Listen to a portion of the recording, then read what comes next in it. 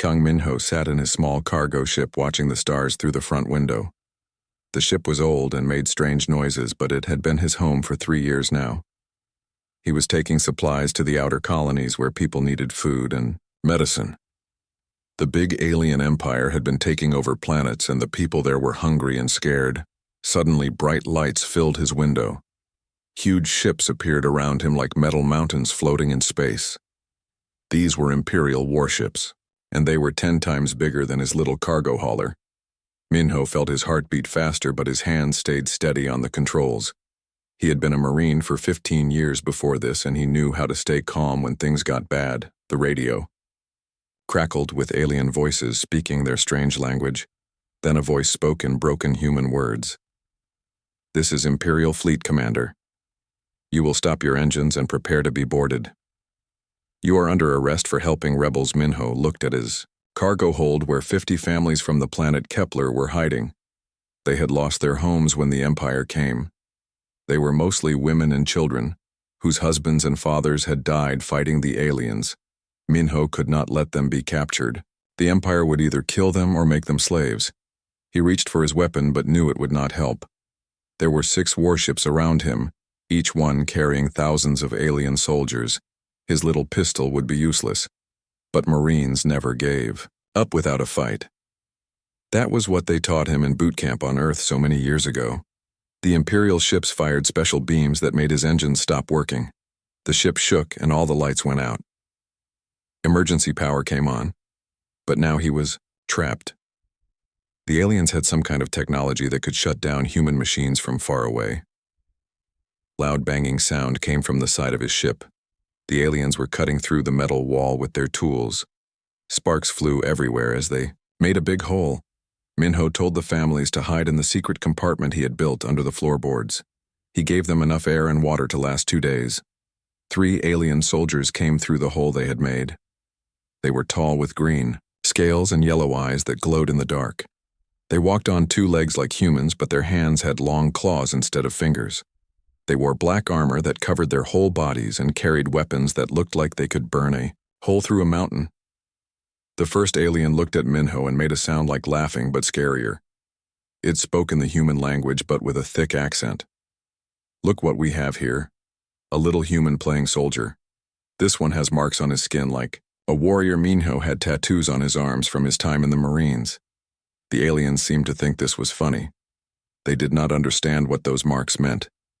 A Marine tattoo was earned through blood and training. It meant a person would never give up no matter how bad things got. The alien leader was bigger than the others. He wore gold stripes on his armor, which meant he was important. His name tag said General Vexstar in alien writing, but also in human letters underneath. He grabbed Minho by the shirt and lifted him off the ground easily. "You humans think you are so tough," the general said. "But you are just animals who learned to use tools. We have conquered 1,000 worlds, and you primitives are nothing special. Your little rebellion ends today." Minho did not say anything, but he was watching everything. The aliens were strong, but they moved slowly. Their armor was heavy, and they seemed to have trouble seeing in the dim light of his ship. They relied too much on their fancy weapons and technology. They did not think like soldiers who had to survive with just their minds and hands. "Where are the others?" the general demanded. "We know you have been moving rebels from planet to planet. Tell us where they are, and maybe we will make your death quick." Minho looked the alien right in his glowing yellow eyes and smiled. "There are no others," he lied. "It is just me and my cargo of medical supplies. Check for yourself." The aliens searched the ship, but they did not find the hidden compartment. The families stayed quiet, even though they must have been terrified. Minho was proud of how brave they were. These people had already lost everything, but they still had hope. The general got angry when his soldiers found nothing. He grabbed a scanner and pointed it at different parts of the ship. The machine beeped and showed pictures of what was inside the walls and floors. But Minho had built the hiding place with special materials that blocked the alien scanners. "This human is lying," the general said to his soldiers. "But we do not have time to tear this ship apart. We have bigger problems to deal with. The rebellion on Sector 7 needs our attention." One of the soldiers suggested they should kill Minho right there and leave. But the general had a different idea. He wanted to make an example that would scare other humans who might think about helping rebels. "We will take this primitive to Blackstone Station." The general announced, "The most dangerous criminals in the galaxy are locked. Up there, one human will not last a week among those monsters. It will be a good lesson for any other humans who think they can fight the Empire." Blackstone Station was famous throughout the galaxy as the worst prison ever built. It was a huge space station that floated near a dead star where no one could escape. Even if someone got out of their cell, they would die in the cold darkness of space. The Empire sent their worst enemies there to disappear forever. The aliens put heavy chains on Minho, hands and feet. The metal was cold and bit into his skin. They dragged him to their ship while he pretended to be scared and defeated. But inside his mind, he was already working on a plan. Marines were taught to never stop fighting even when everything looked hopeless. As they took him away, Minho thought about the families hiding in his ship. They would be safe for now, because the aliens thought the ship was empty. But they would need help soon. The air and water would not last forever. He had to find a way to get word to the other rebels. The alien ship was massive inside, with long hallways and rooms full of strange machines. Hundreds of different alien species worked there, all serving the Empire. Minho saw that most of them looked down on humans as stupid animals. This would be useful information later. They threw him into a small cell with no windows. The walls were made of some kind of metal that was harder than steel. A force field covered the door, so he could not even touch it. The aliens thought this would break his spirit and make him give up, but they did not understand humans very well. Especially, they did not understand Marines. A Marine trapped in a cell was not defeated. He was just planning his next move. And Minho had plenty of time to plan. As the ship jumped to light speed, heading for Blackstone Station, Minho smiled in the darkness. The Empire thought they had captured a simple rebel, but they had no idea what they were really dealing with. They were about to learn why humans had survived every challenge in their history. The general thought he was sending one man to die in prison, but he was actually delivering a weapon to the heart of the Empire, and that weapon was about to wake up. The first thing Minho noticed about Blackstone Station was the smell. It was a mix of fear, sweat, and alien chemicals that made his eyes water. The station was huge, beyond anything he had ever seen. It was like a metal city floating in space, with thousands of levels and millions of dark corners. They dragged him through long hallways where the walls were covered in warning signs written in dozens of alien languages. The guards were different species from all over the galaxy. Some looked like giant insects, others were made of living rock, and a few seemed to be made of pure energy that floated in metal suits. The processing center was a nightmare of alien technology. They stripped off his clothes and pushed him through machines that scanned every part of his body. The aliens wanted to know everything about human biology so they could better control their prisoners. They took samples of his blood and hair and even scanned his brain. A Draknari officer with blue scales read from a data pad as they processed him. Kang Minho, age 32, former Earth Marine convicted of helping rebels against the Empire, sentenced to life imprisonment in maximum security block. The officer looked at him with those glowing yellow eyes. "Humans do not usually last long here," he said with that scary laugh. "Most of your species go crazy within a year." They gave him a gray uniform that was too big and heavy, metal bands around his wrists and ankles. The bands would shock him if he went where he was not supposed to go. They also injected him with something they called a compliance chip, which was supposed to make prisoners more obedient. But human biology was different from most aliens, and the chip did not work as well on them cell block. Gamma was where they put the most dangerous political prisoners. It was a huge circular room with cells built into the walls on 7 different levels. Gravity was lighter here, which made some aliens feel sick, but humans adapted quickly.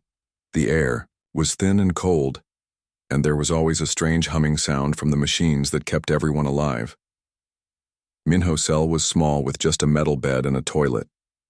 The walls were covered in scratches made by previous prisoners who had tried to dig their way out. Some of the scratches looked like they were made by claws, others by tentacles or metal hands. None of them had succeeded in breaking through. On his first day, a guard who looked like a walking tree brought him to the common area where prisoners could talk and exercise. Most of the aliens stayed in groups with others of their own species. They did not trust outsiders, and many of them had been enemies before the Empire captured them.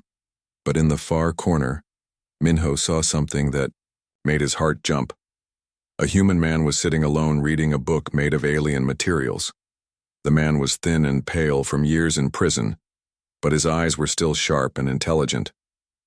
When he saw Minho, he nodded slightly, but did not come over right. Away later that day, when most of the other prisoners were sleeping, the human approached Minho's cell. His name was Lee Hyunwoo, and he had been an engineer before the Empire destroyed his colony 3 years ago. He spoke in a whisper because the walls had listening devices. "Welcome to hell," Hyunwoo said, but his voice did not sound defeated. "Do not trust anyone who is not human. The aliens here will kill you for extra food rations. But there are others like us scattered throughout the station. We have been waiting." Minho felt hope for the first time since his capture. "How many others?" he asked. Hyunwoo smiled. 19 in this block alone. But there are humans all over the station. The aliens think we are too stupid to organize, but they are wrong. We have been watching and learning and planning. The Empire made a big mistake when they put us all in one place. Over the next few weeks, Hyunwoo introduced Minho to the other humans in their block. There was Kim Sunho, who used to be a pilot, and knew everything about spacecraft. Park Minji had been a doctor before her planet was destroyed, and now she worked in the prison medical center.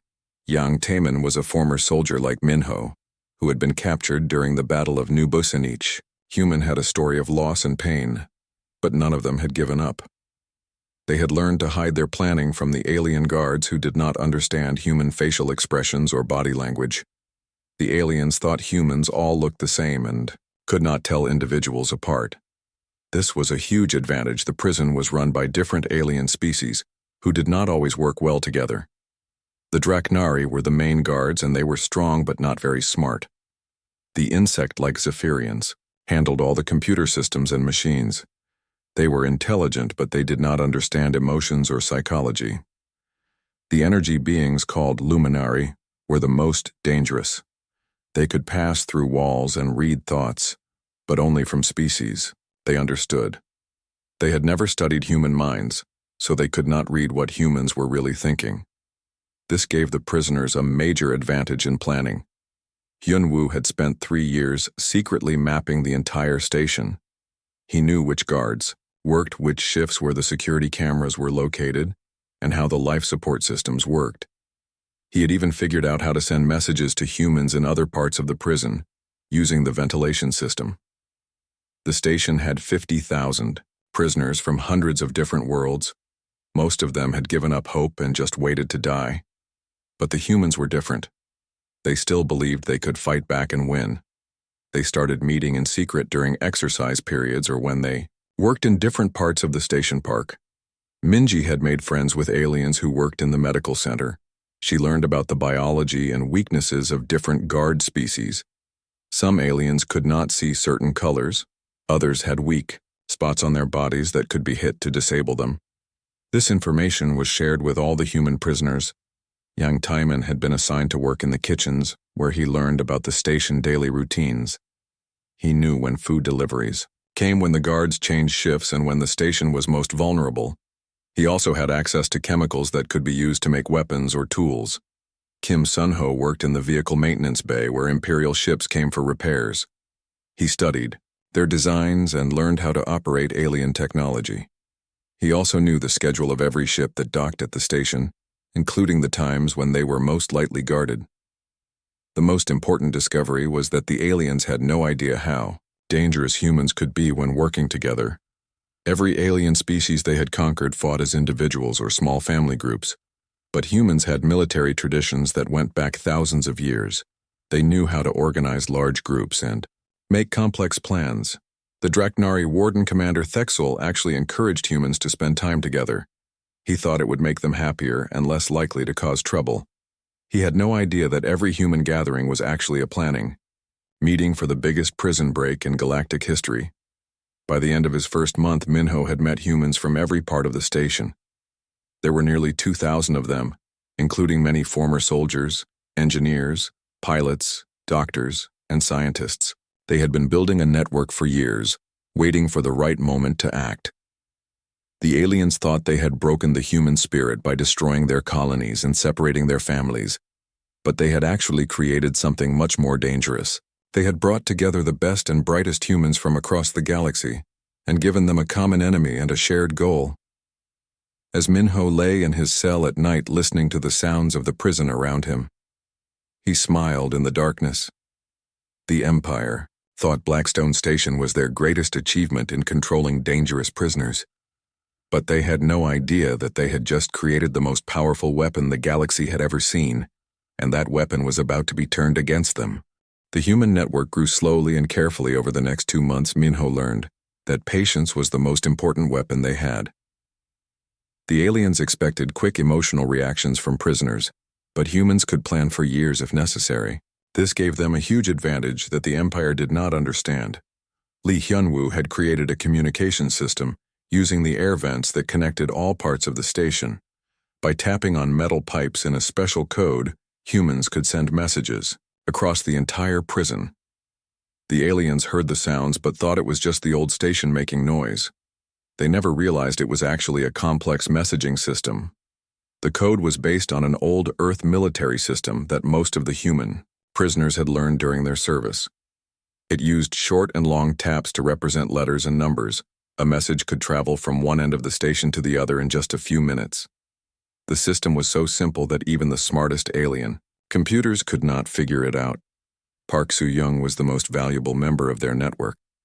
She worked in the communication center where all messages between the station and Imperial Command were processed.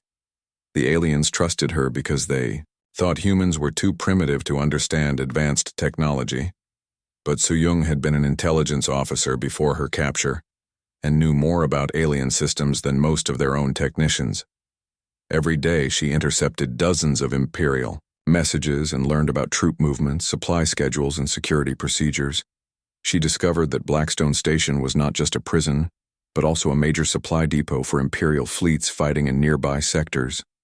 This made it an even more valuable target.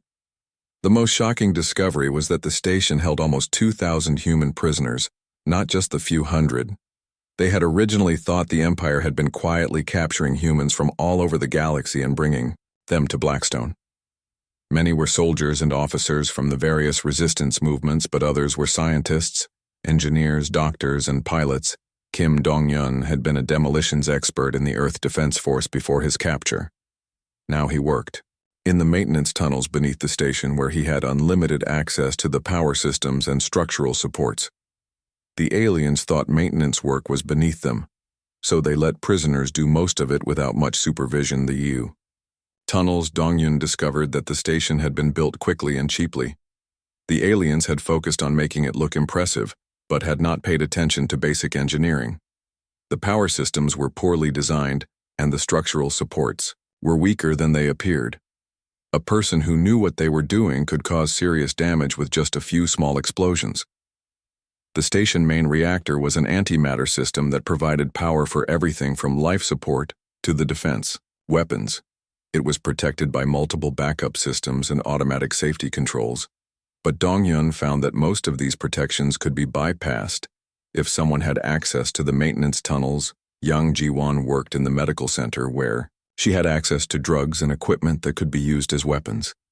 She also studied the biology of different alien species and learned their weaknesses. The Draknari were strong, but their scales could be dissolved by certain chemicals. The Zephyrians could be paralyzed by high-frequency sounds, and the Luminari could be disrupted by electromagnetic pulses. More importantly, she learned that most alien species had never developed resistance to human diseases. Humans had lived with bacteria and viruses for millions of years and had strong immune systems, but many aliens could be killed by germs that would barely make a human sneeze. This gave the prisoners another weapon that the guards never suspected. Choi Min-seok worked in the docking bay where Imperial ships came for fuel and supplies. He was officially just a cargo handler, but he had been a fighter pilot before his capture. He studied every ship that docked and learned their capabilities and weaknesses. He also mapped the security, procedures, and guard rotations around the most valuable vessels. The most important ships were the heavy cruisers that carried supplies to Imperial fleets. These ships had powerful weapons and thick armor, but they also had minimal crews when docked. Most of their systems were automated and could be controlled by just a few people who knew what they were doing. Every piece of information was shared through the pipe communication system and stored in human memory. The aliens had scanning devices that could detect written materials, but they could not scan thoughts. Human brains became living computers that held all the data needed for the escape plan. The network also began recruiting non-human prisoners who had reasons to hate the Empire. There were rebels from dozens of different species who had been fighting Imperial expansion. Many of them had given up hope, but the organized human resistance gave them new energy. Some alien prisoners began secretly helping with information and resources. The most valuable ally was a Cortharian named Vex, who had been a ship engineer before his capture. His people had been enslaved by the Empire, but he still remembered how to operate advanced alien technology. He taught human prisoners how to use Imperial weapons and vehicles in exchange for protection from other inmates. Another important ally was Zara, a female Nethisan who worked in the station's computer center. Her species were natural hackers who could interface directly with electronic systems. She could disable security systems and reprogram automated defenses, but only if she had human protection from the guards who watched her closely. The aliens began noticing increased activity among human prisoners, but they misunderstood what was happening. Commander Thexel thought the humans were forming social groups for emotional support. He actually encouraged this behavior because he believed it would make them easier to control. Happy prisoners caused fewer problems than desperate ones. The Draknari Guard started allowing longer recreation periods and more social interaction. They even provided games and entertainment systems for the human prisoners. This gave the Resistance Network more opportunities to meet and plan without arousing suspicion. The aliens had no idea they were helping to organize their own defeat. The human network also began testing the station defenses in small ways. They would deliberately trigger minor security alerts to study response times and procedures. They caused small equipment failures to see how quickly repairs were made. They even started rumors among other prisoners to see how information spread through the station. Every test revealed new weaknesses in the Imperial security system. The aliens relied too heavily on technology and automatic systems. They did not have enough guards to watch all the prisoners at once, and different alien species did not communicate well with each other, which created gaps in their coordination. At the end of 3 months, the human network had complete intelligence about every aspect of Blackstone Station. They knew guard schedules, security procedures, power system layouts, and the location of every weapon and vehicle. They had allies among the alien prisoners and detailed plans for neutralizing the different guard species. Most importantly, they had maintained perfect secrecy, despite involving nearly 2,000 people. The aliens still believed they were dealing with scattered groups of broken prisoners who posed no real threat. They had no idea that the humans had turned their maximum security prison into the headquarters of the largest resistance operation in galactic history. The network was ready to move, but they needed the right moment. Minho and the other leaders decided to wait for a time when the station would be most vulnerable.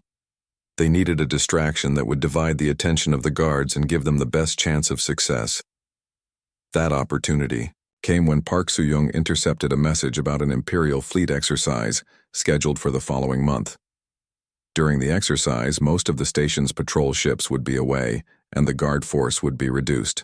The timing would be perfect for the most audacious prison break ever attempted. The humans had spent months planning and preparing.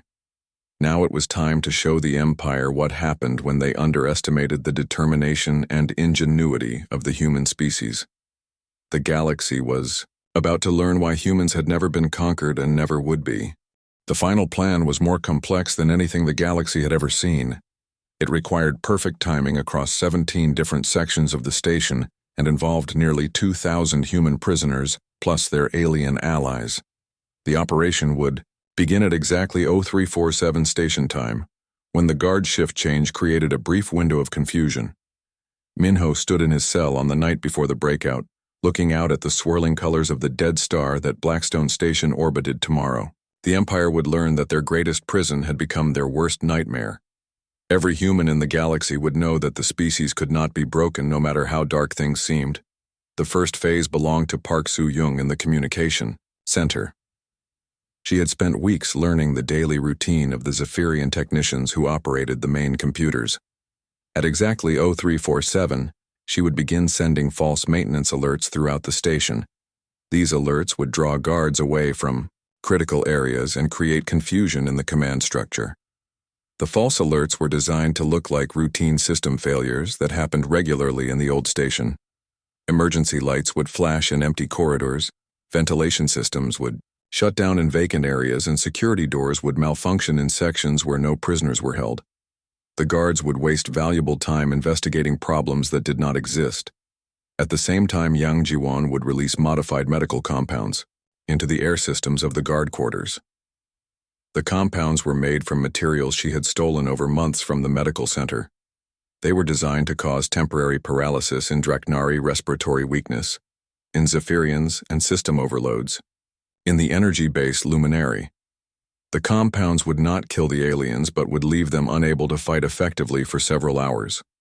Most importantly, the effects would not be immediately obvious.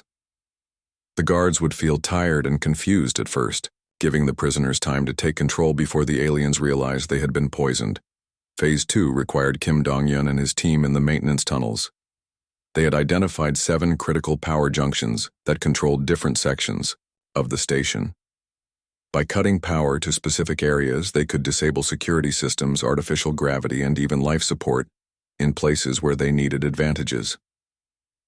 The power cuts had to happen in exact sequence. If they cut the wrong systems too early, the station automated defenses would activate and trap all the prisoners in their cells. But if they waited too long, the guards would figure out what was happening and activate manual overrides. Dong-yeon had also prepared explosive charges for the station's main communication array.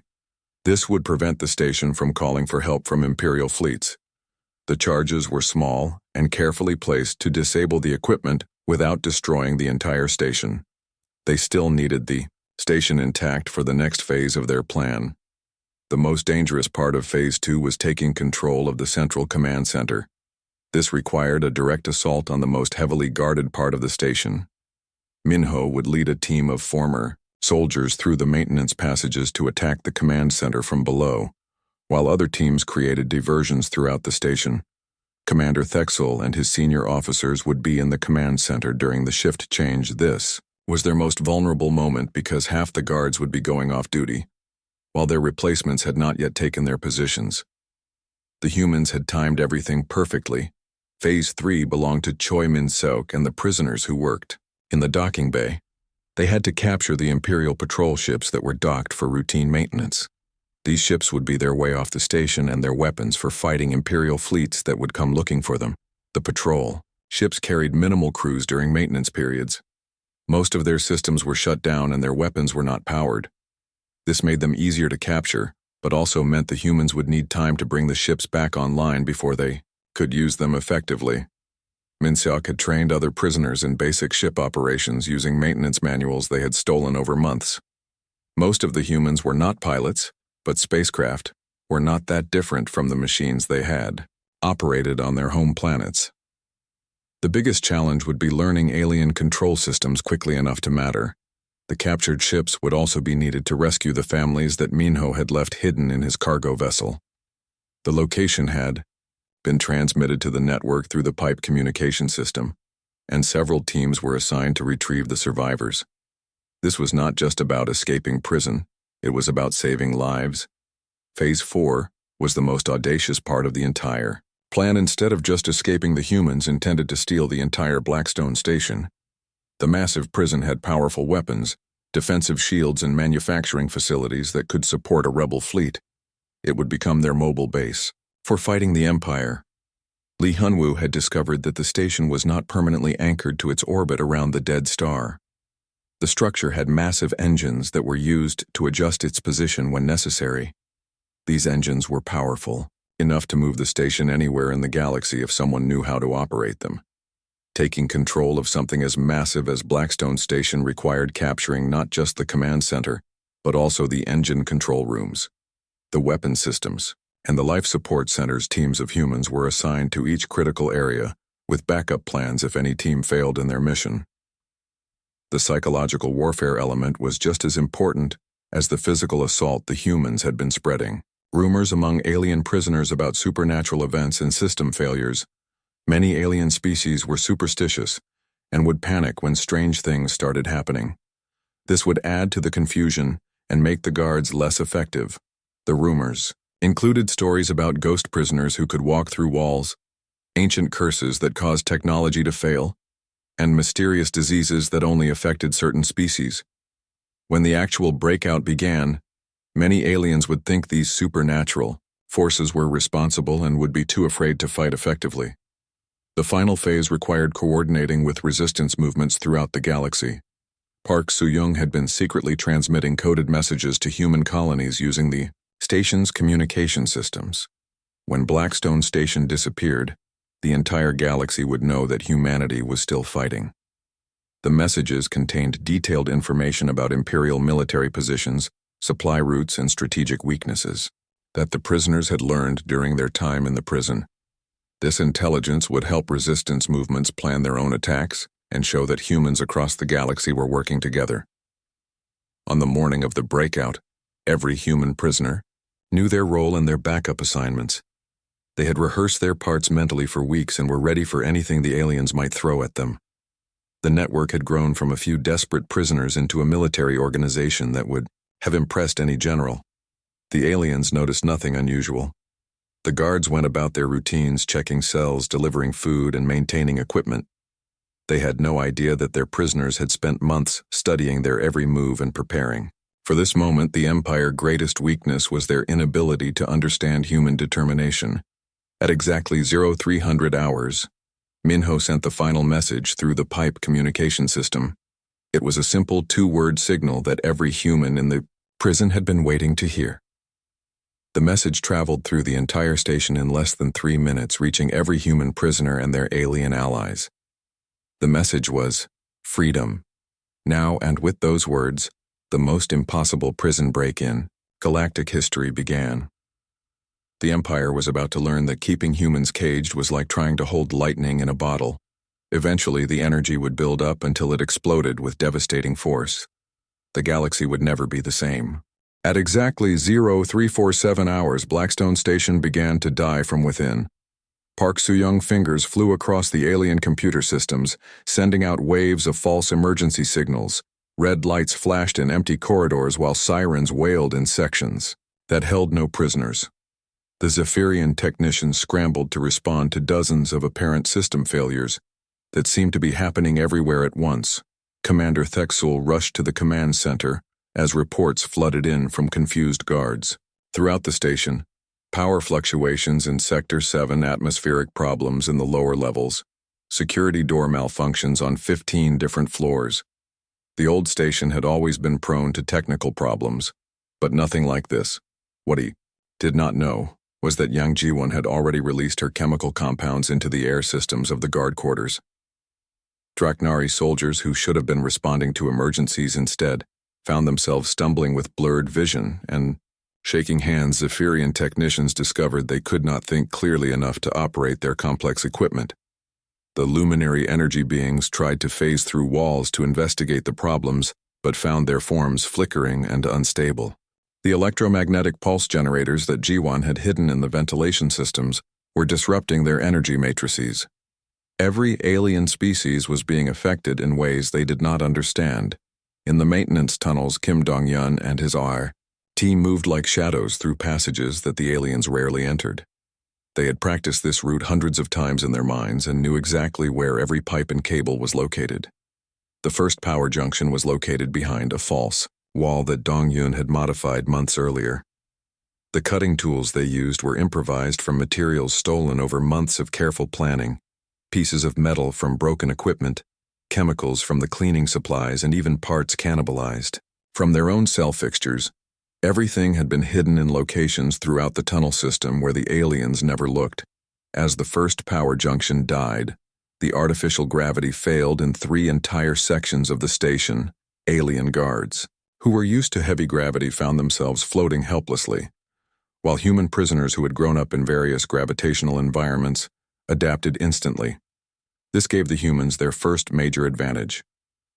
The security cameras in those sections went dark at the same moment, leaving the command center blind to what was happening.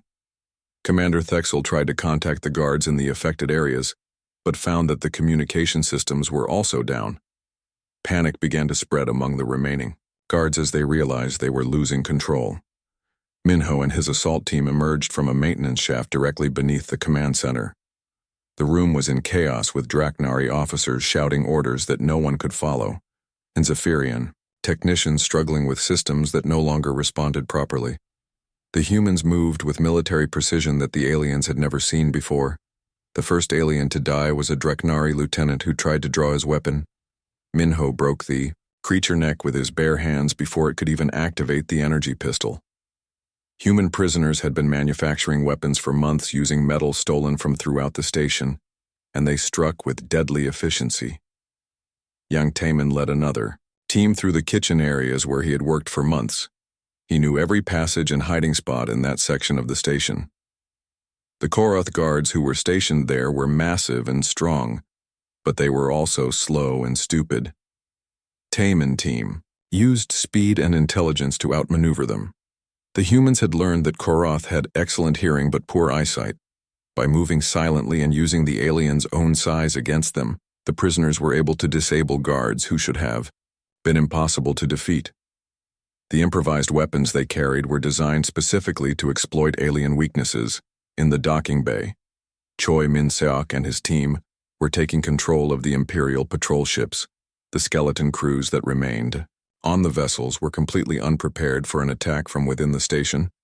Security protocols were designed to keep people from breaking into the docking bay, not to stop people who were already inside. The first ship they captured was a heavy cruiser called the Iron Fist. It carried enough firepower to destroy a small moon, but its crew of 12 aliens was no match for 50 determined human prisoners who had been planning this moment for months. The ship automated systems actually made it easier for the humans to take control once they eliminated the crew. Min-seok had studied the ship control systems during his months working in the docking bay. He was not a trained pilot, but he understood machines, and the alien controls were not that different from human technology. The biggest challenge was learning to think in 3 dimensions instead of the flat surfaces he was used to. Meanwhile, other teams were systematically taking control of critical systems throughout the station. The humans moved with a coordination that amazed their alien allies, who had never seen anything like military teamwork. Most alien species fought as individuals or small family groups, but humans had perfected the art of large-scale cooperation. Vex, the Cortharian engineer, proved invaluable in disabling the automated defense systems his people had built, similar technology before they were enslaved by the Empire, and he knew exactly which circuits to cut to prevent the station weapons from being used against the escaping prisoners. Zara, the Nethisan hacker, interfaced directly with the main computer systems and began rewriting the security protocols. Her species' natural ability to communicate with machines allowed her to work faster than any standard computer terminal. She locked out all alien access codes while creating new ones for the human leaders. The alien prisoners who had joined the rebellion fought with desperate courage that surprised even the humans. Many of them had been broken by years of Imperial cruelty, but the sight of humans actually winning against impossible odds gave them hope they had thought was lost forever. As news of the uprising spread through the station, more alien prisoners joined the fight. They had nothing left to lose and everything to gain. Some species that had been enemies for centuries found themselves fighting side by side against their common oppressor. The Empire had created its own destruction by bringing so many rebels together.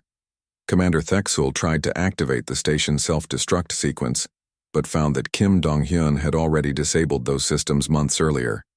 The Draknari commander was trapped in his own command center as human prisoners took control of every critical system around him. The most shocking moment came when Lee Hyun-woo successfully activated the station massive engines. The structure that had been locked in orbit around the dead star for decades suddenly began to move. Blackstone Station was no longer a prison, it was becoming a weapon. The psychological impact on the remaining alien guards was devastating. Their impregnable fortress had been turned against them by prisoners they had dismissed as primitive animals. Many guards simply gave up and surrendered rather than face the impossible reality of what was happening. In less than 6 hours, the humans had achieved what the Empire. 3 weeks after the impossible escape, Blackstone Station emerged from hyperspace near the Imperial Fleet Base at Kepler Prime. The massive structure that had once been the Empire's greatest prison now bristled with weapons and flew the flag of the Free Species Alliance. The psychological impact on the Imperial forces was immediate and devastating. Admiral Corvin of the Imperial Third Fleet stared at his viewscreen in disbelief as sensor readings confirmed what his eyes refused to accept. Blackstone Station was not only free, but had been completely transformed into a mobile battle fortress. Its weapons were powered, its shields were active, and it was broadcasting on all Imperial communication frequencies. The message that filled every Imperial ship in the system was delivered by Kang Minho, the ex-Marine, who had started this revolution standing on the bridge that had once belonged to Commander Thexel. His voice was calm, but carried the authority of someone who had already achieved the impossible citizens of the galaxy. He began, "This is Commander Minho of the Free Species Alliance, speaking from the liberated station we now call Liberty Dawn. 3 weeks ago, the Galactic Empire thought they had captured another primitive human to break in their prison. Today we are here to tell you that the age of Imperial oppression is over." Behind him stood representatives of dozens of species that had joined the human-led rebellion. Korathi engineers who had helped retrofit the station, Nethisan hackers who had cracked Imperial codes, Zephyrian technicians who had turned prison equipment into weapons of liberation. The galaxy had never seen such cooperation between different species. The Empire made a fatal error when they imprisoned us together, Minho continued. They thought they could break our spirits by taking away our freedom. But all they did was give us time to plan and the motivation to fight. They brought together the best minds from across the galaxy and gave us a common enemy. The broadcast reached every Imperial base, every occupied planet, and every resistance cell throughout the galaxy. Humans who had been hiding in the shadows suddenly found courage. They had forgotten they possessed alien species that had given. A pope began to believe that freedom was possible. On Earth, the home planet of humanity, celebrations broke out in every major city. The news that human prisoners had not only escaped, but had captured an entire Imperial battle station sent waves of pride and determination through the population. Recruitment offices for the resistance were overwhelmed with volunteers. But the message was not just about victory. It was a declaration of war against tyranny. Everywhere. The Empire has ruled through fear for too long, Minho announced. Liberty Dawn will travel to every system where beings cry out for freedom. We will not stop until every slave is liberated and every tyrant is brought to justice. Admiral Corvin tried to respond with his own fleet, but found that his forces were paralyzed by fear and confusion. Many of his alien crews came from species that had been conquered by the Empire. They had served only because they had no choice. But seeing their own people standing free on Liberty, Dawn gave them ideas about changing sides. The first Imperial ship to defect was a heavy cruiser whose Korathi crew had heard their engineers speaking from Liberty Dawn. The captain simply announced that he would no longer serve the Empire and powered down his weapons. Other ships began following suit as crews realized they outnumbered their Imperial officers. Within hours, Admiral Corvin's fleet was falling apart from within. Species that had been enemies for generations found common ground in their hatred of Imperial rule. The psychological warfare that the humans had perfected in prison was now being used on a galactic scale. Liberty Dawn did not need to fire a shot to win the battle. The mere sight of the liberated prison station was enough to shatter Imperial morale and inspire rebellion throughout the fleet. By the end of the day, 3/4 of the Third Fleet had either defected or fled. Leaving Admiral Corvin with a handful of loyal ships, the news spread through Imperial space, faster than their sensors could stop it. Every species learned that rebellion was not only possible but successful. The humans had proven that the Empire could be beaten if different species worked together. The psychological impact was more devastating than any military defeat. On the Imperial homeworld of Draknar Prime, the ruling council met in emergency session. The loss of Blackstone Station was bad enough. but the defection of entire fleets was a disaster that threatened the foundation of their power. General Vextar, the officer who had originally captured Minho, was executed for his failure, but it was too late to contain the damage. Resistance movements on dozens of planets began coordinating their efforts, using the intelligence that Liberty Dawn broadcast throughout the galaxy. Supply lines were sabotaged, military bases were attacked, and Imperial governors found themselves facing organized rebellions instead of scattered protests. The most shocking development came when Park Su-young used the station communication systems to hack into the Imperial military network. She uploaded a virus that her team had been developing for months. The virus did not destroy Imperial computers, but instead displayed messages of freedom and rebellion on every screen in the Empire. The virus also contained detailed information about Imperial war crimes, prison conditions, and the true extent of their oppression. Most Imperial citizens had been told that conquered species were happy to serve the Empire, but now they learned the truth about slavery, torture, and genocide. Liberty Dawn became a symbol of hope that traveled from system to system. Each time the station appeared, resistance movements grew stronger and Imperial control grew weaker. The mobile fortress rescued prisoners from other Imperial facilities, and each rescue brought new allies and new intelligence. The station also served as a training ground where humans taught other species about military tactics, psychological warfare, and advanced technology. The knowledge that humanity had gained through centuries of conflict was shared freely with anyone who wanted to fight for freedom. Minho found himself at the center of a galactic revolution that grew larger every day. But he never forgot that it had started with ordinary people who refused to give up hope. The families he had rescued from his cargo ship now lived safely aboard Liberty Dawn and served as a reminder of why the fight was worth it. The Empire tried everything to stop the spreading rebellion. They sent their most powerful fleets to hunt down Liberty Dawn, but the mobile station was faster and more maneuverable than they expected. The human engineers had modified its engines and weapons, far beyond Imperial specifications. They tried to recapture other prison stations, but found that the human prisoners in those facilities had been inspired by Liberty Dawn's success and were already organizing their own breakouts. The Empire greatest strength, their vast prison system had become their greatest weakness. They even tried to negotiate offering pardons and freedom to the rebels if they would stop their activities. But Minho's response was broadcast throughout the galaxy. The time for negotiation ended when you decided to enslave free beings.